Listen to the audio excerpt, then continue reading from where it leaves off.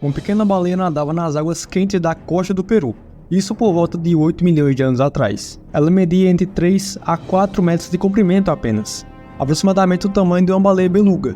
Enquanto se alimentava de plâncton filtrado, ela não percebia a presença iminente de um predador nas proximidades.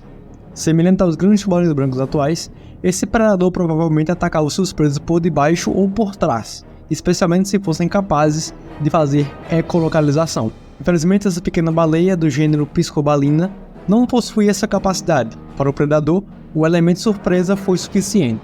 Ele avançou rapidamente e atacou, pondo fim na vida da baleia. A identidade desse predador é conhecida graças a seu dente fossilizado encontrado cravado no corpo da baleia. Esse predador é amplamente reconhecido como Megalodon ou Megalodonte, o maior tubarão que já existiu, podendo alcançar até incríveis 18 metros de comprimento, que são 3/4 do tamanho de uma baleia azul moderna.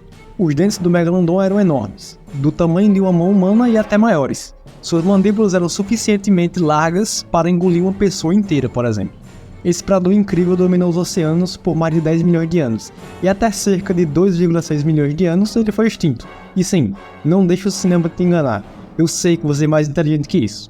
O desaparecimento do Megalodon do êxito fóssil coincide com a transição do Plioceno para o Pleistoceno. As evidências de sua extinção podem ser vistas na composição atual da vida marinha, especialmente nos tipos de baleias que habitam os nossos oceanos modernos. Com isso, o que levou à extinção do maior tubarão da história?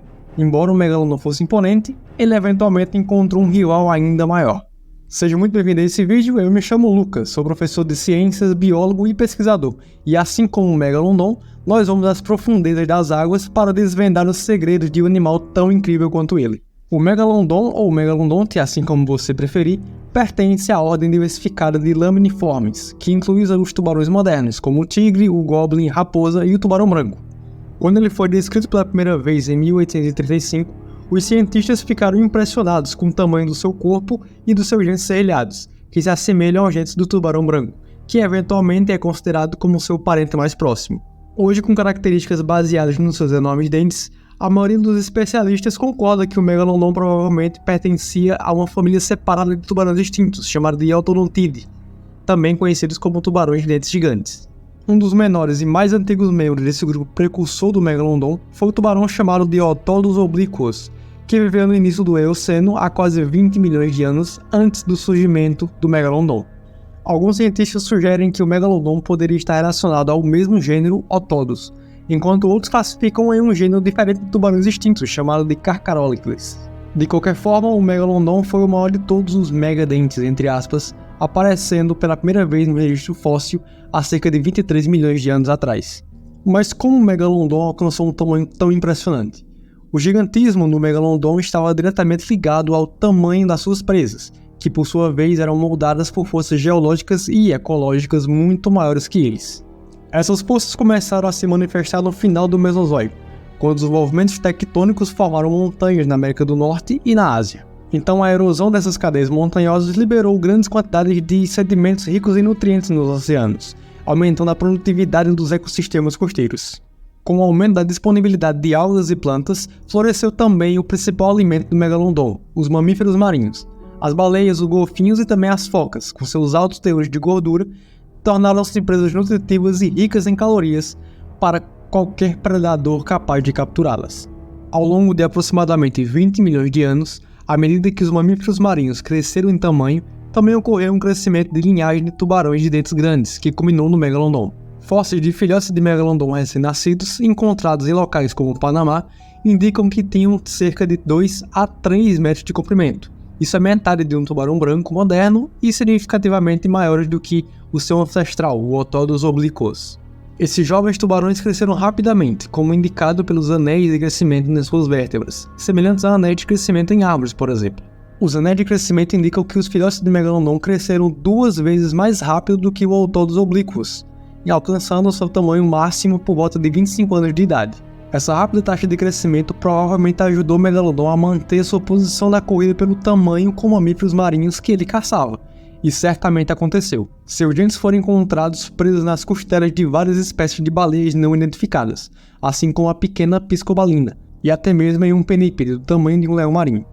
Portanto, o tamanho foi uma adaptação extremamente vantajosa para esses tubarões gigantes, e até que deixou de ser, porque há cerca de 2,6 milhões de anos o Megalodon desapareceu do registro fóssil, e há várias possíveis razões para isso. Uma delas pode ser o período que marca o início do Pleistoceno, caracterizado por climas mais frios e longos períodos de glaciação, também conhecidos como eras glaciais. Essa mudança climática pode ter afetado diretamente o Megalodon ou então a sua fonte de alimento. À medida que o clima mudou, os ambientes mais produtivos e ricos em alimentos se deslocaram para os polos, levando as baleias para passarem mais tempo nesses locais e se tornarem seres mais migratórios. Assim, uma possível explicação é que o Megalodon enfrentou dificuldades quando suas presas começaram a migrar para áreas de onde as águas eram mais frias, e talvez frias demais para o Megalodon. E durante muito tempo foi considerado que isso poderia ter sido o fator determinante na extinção do Megalodon. Porém, no ano de 2016, a doutora Catalina Pimiento e sua equipe testaram essa hipótese.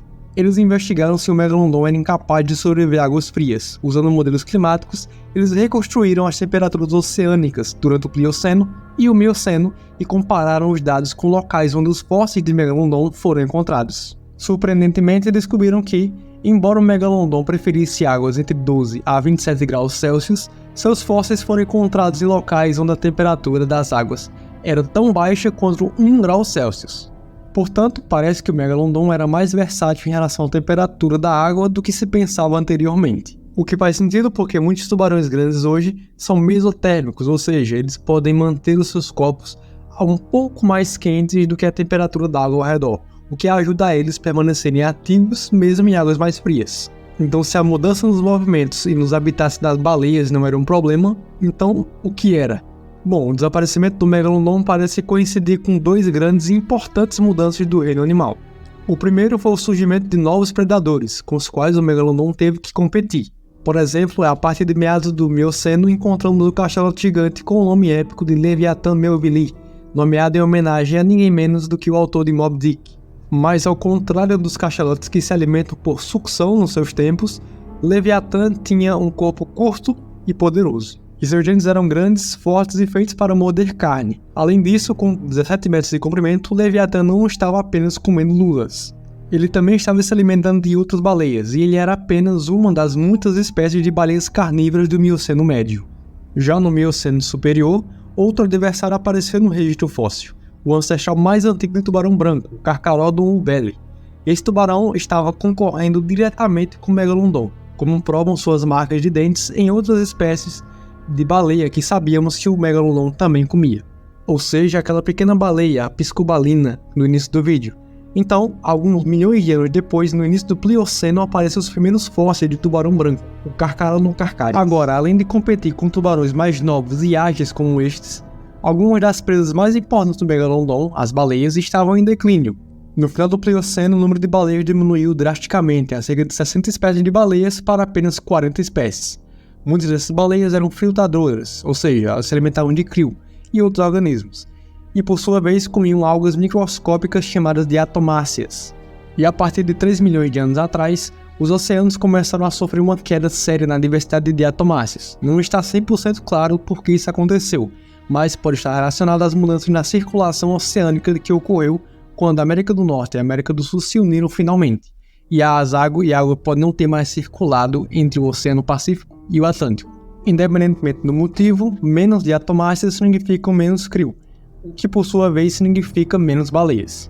Com a diminuição de comida disponível, o Megalodon teve que enfrentar uma competição mais intensa com o tubarão branco, que era menor, mais ágil e era capaz de capturar presas menores. Ser maior é vantajoso e isso proporciona um acesso a um nicho alimentar diferente, mas quando isso não é mais o caso, significa que o animal volumoso como o Megalodon precisa de mais comida para sobreviver.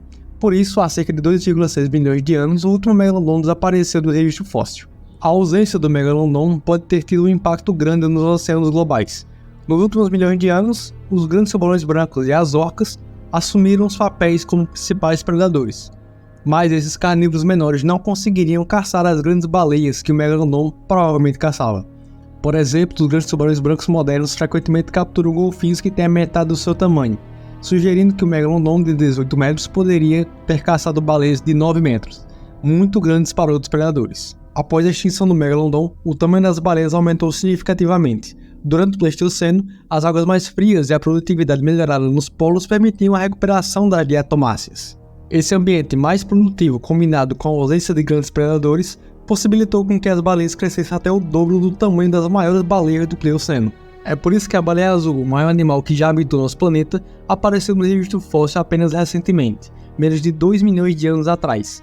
Claro, sem tubarões de 18 metros nadando por aí, os oceanos puderam sustentar baleias de até 25 metros. A trajetória evolutiva do Megalodon e seus ancestrais foi notável. Ao longo de 30 milhões de anos, eles se adaptaram para se tornarem maiores e capturar mamíferos de maior porte. No entanto, quando esses mamíferos começaram a desaparecer e a competição com grandes tubarões brancos e outros predadores começaram a se intensificar, o Megalodon não conseguiu se adaptar. É interessante notar que os tubarões brancos modernos são um pouco menores do que seus ancestrais do Mioceno e crescem mais rapidamente quando jovens, o que acontecia com o Megalodon. Hoje as baleias são gigantes e enfrentam poucos predadores, deixando um nicho aberto para super tubarões. Assim seria possível que os grandes tubarões brancos possam evoluir para ocupar o nicho deixado pelo Megalodon, patrulhando novamente para os oceanos como grandes predadores. E esse foi mais um vídeo do Cientificando. Muito obrigado por assistir até aqui, deixe seu comentário, avalie o vídeo e se inscreva no canal para ajudar no crescimento da nossa comunidade. Até o próximo vídeo, valeu!